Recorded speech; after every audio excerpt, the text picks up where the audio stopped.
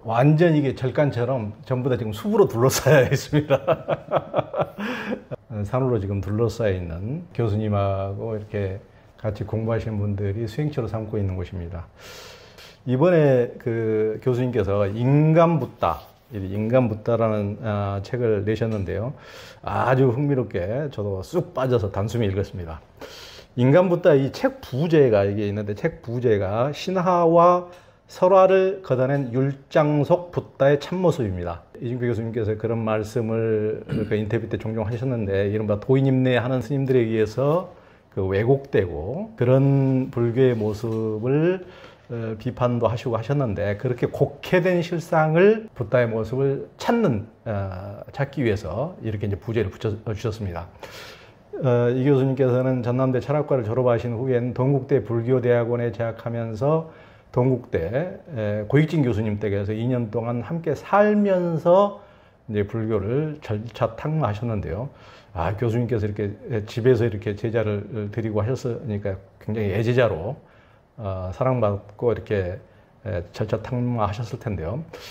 그런데도 그때도 어떤 책을 봐도 붓다가 뭘 깨달았는지 제대로 그걸 이해할 수 없었기에 이제 붓다의 직접 말씀을 통해서 직접 이해를 해봐야 되겠다고 생각해서 독학으로 산스크리트와 팔리어를 배워가지고 초기 경전들을 독파해서 부처님께서 깨달으신 게 뭐고 부처님의 실제 삶은 어땠는지 그걸 이제 적나라하게 파악을 하셔서 니까야류의 책들 이제 또 부처님의 깨달은 연기법 이런 책들을 계속 우리에게 전해주고 있어서 굉장히 공부하시는 분들에게는 환심 있게 지금 공부를 할 수 있는 지금 뒷받침을 해주고 계십니다. 이 교수님이 이제 부처님 당시의 그 원전을 보시면서 부처님의 모습과 삶이 많이 왜곡된 것에 놀라기도 하셨을 텐데요. 이 교수님이 보시기에는 한국 불교에서 부처님의 어떤 점이 가장 왜곡되게 비춰지고 있다고 보셨습니까? 일단 불상과 그 붓다를 동일시하고 있다는 사실이죠. 그래서 우리가 부처님 그러면 불상을 떠올린다는 말씀이에요. 인격으로서의 서가모니 부처님을 우리는 사실 거의 모르죠. 그래서 그냥 절에 가면은 불상이 있고 또 뭐 산에 가도 불상이 있고 불상을 찾아다니면서 거기 절하면 불교 신자라고 이제 스스로 믿고 또 외부에서도 그렇게 이해를 하고 있죠. 근데 그건 부처님의 본뜻과는 전혀 다른 사실 이제 붓다 인간 붓다 저 책의 첫 부분이 어떤 부분이냐면 성도 부분이에요. 부처님께서 도를 성취하시고 깨달음을 이루셨죠. 그러고 나서 너무 심오하기 때문에 아무도 이 내용은 알아들을 수가 없지 않겠냐. 내가 공연히 뭐 알아듣도 못할 말을 하면 나만 피곤하지 싶어서 이제 설법을 포기하죠. 그때 이제 경전상에는 범천이 청부를 했다고 되어 있어요. 물론 이제 그건 종교적인 서사겠지만 그때 이제 그걸 허락하면서 하신 말씀이 굉장히 의미심장합니다. 그게 뭐냐면 귀 있는 자들은 와서 들으라. 그대들에게 불사의 문이 열렸다. 불사라는 건 그 당시 사람들이 죽지 않는 걸 종교적인 최고의 목적으로 삼았으니까. 근데 진정 불사가 무엇인지에 대해서 깨달았다는 거예요.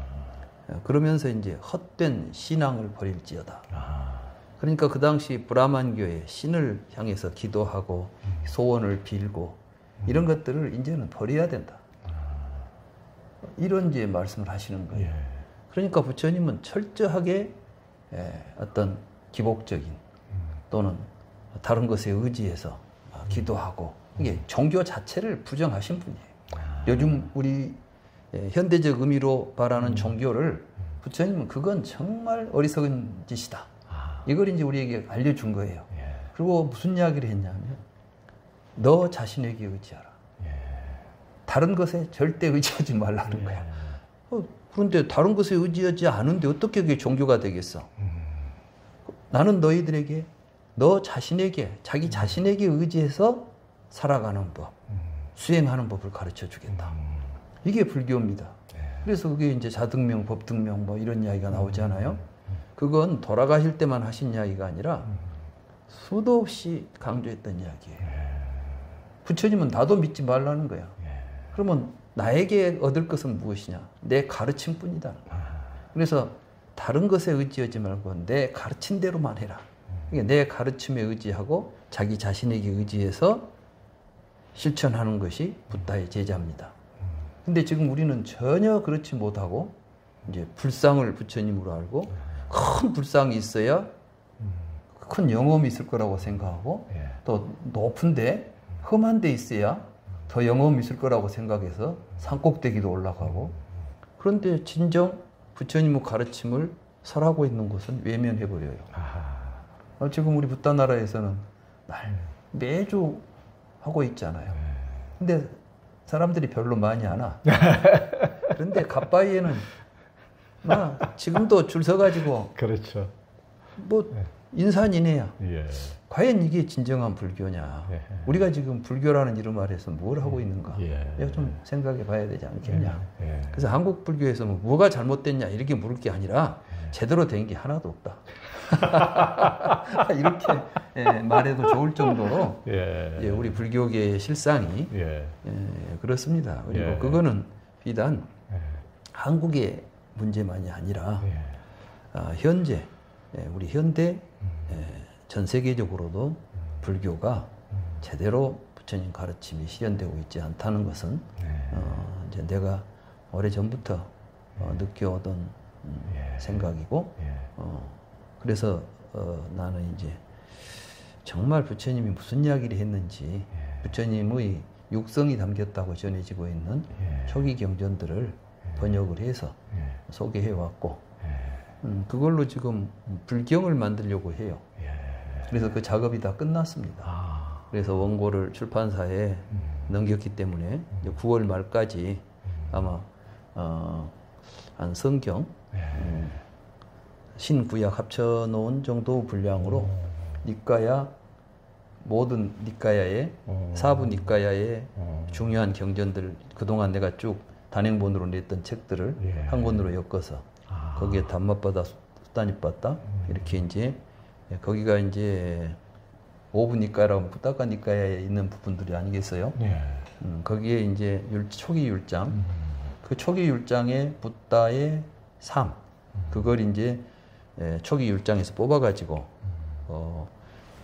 불경 제일 앞부분을 넣으려고 만든 자료를 이번에 인간 붓다라는 책으로 낸 겁니다. 그래서 이제 불경이 나오게 되면 이제 첫 장에 성불부터 시작해요. 그래서 첫 장 열면 붓다 세존께서 우르엘라의 강가에서 처음 깨달음을 이루셨다. 여기서 이제 시작을 해가지고 그 깨달음 내용은 연기법이다.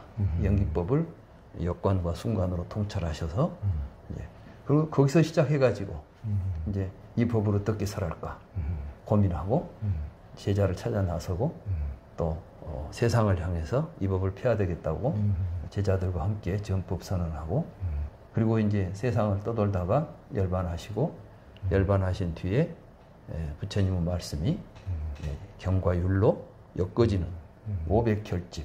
이제 이 끝이 이제 500결집으로 끝나잖아요. 그러니까 결국은 부처님의 생애. 우리는 근데 예수교 같은 경우는 뭐 교회를 안 다녀도 예수가 마국간에서 태어나고 뭐 어쨌든 이런 이야기 알잖아. 그래가지고 어떻게 해서 어떻게 살다 뭐 제자가 12명 있었니 뭐 13명 있었니 이런 이야기도 있고. 근데 우리 부처님 이야기는 잘 모르는 거야. 불교를 절에를 평생 다니신 분도 부처님에 대해서 이야기해봐라 그러면 할 이야기가 없지. 그래서 이제 이번에 인간 붓다 이 책에서 물론 경전에 많은 부분들이 또 다른 경에도 부처님의 삶에 대한 이야기들이 숨어 있는데 그건 이미 이제 니까야 내가 번역해 놓은 곳곳에 이제 숨어 있어요. 그런 얘기들이. 그 얘기들은 거기서 찾아보면 되고 큰 줄거리 말하자면 태어난 이야기는 안 했어요. 근데 사실은 이제 태어난 이야기부터 매우 신화적이고 그 뭐 출가해서 했던 이야기들은 상당히 이제 뒤에 부처님 전기를 만드는 과정에서 만들어진 이야기들이에요. 부처님께서 직접 제자들이 부처님으로부터 들은 이야기가 모아진 경과 율에서는 전생 이야기도 안 나오고 경 속에는 그러니까 부처님 출가한 이야기가 잘 안 나와요. 그렇죠. 딱 나온다면 부처님이 스스로 나는 어려서 호사스러운 삶을 살다가 출가했다 이런 정도 나오는 건데 뭐 유성 출가하고 뭐 이런 이야기들은 뒤에 이제 그 본연 부경전들 자타카나 이런 이제 본생담을 부처님의 삶을 새롭게 만드는 문학적 서술 속에서 나오는 것이고 율장의 초기 율장 첫 출발이 부처님 깨달음에서 시작하는 거예요. 나는 그래서 그게 굉장히 의미 깊다고 봅니다. 사실 깨닫기 전에는 붓다가 아니잖아. 그러니까 깨닫기 전 이야기가 우리에게 그다지 중요한 건 아니야. 중요한 건 깨달아서 뭘 했는가. 이 내용이 이제 압축적으로 이 인간 붓다 속에 담겨 있다 이렇게 보시면 되겠습니다. 그러니까 한국 불교에서 부처의 본래 모습과 가장 이제 어떻게 보면 멀어지고 있는 것이 이제 한국의 불자들은 산에 가면 어디 또 절에 가면 어디 또 바위에 새겨진 하여튼 불상을 그걸 부처님으로 아는데 정작 부처님이 뭘 깨닫고 어떻게 사셨는지를 물어보면은 이제 아무것도 거의 아는 것이 없고 이것이 어떻게 보면은 전도된 뒤바뀐 모습 불교도 아니고 부처님이 원하시는 것도 아니고 부처님은 정말 법을 남기고 가르침을 남겼는데 그 가르침이 뭔지를 정작 모르는 왜곡된 현실을 이제 질타를 해주셨는데 이제 기독교권에서도 이제 뭐 가장 우상 숭배를 가장 이제 언급하는데 기독교 이상으로 불교도 이제 금강경에도 보면은 약견 재상 비상이면 직견제례라고 이렇게 상에 집착하면은 이제 부처님의 참모습을 볼 수 없다고 명확히 했음에도 불구하고 우리는 오직 상, 그것도 불상상, 상에 집착하고 그것에 매달리고 그것이 진짜 부처님이냐 이렇게 어떻게 보면 왜곡된 이런 것을 말씀해 주셨습니다.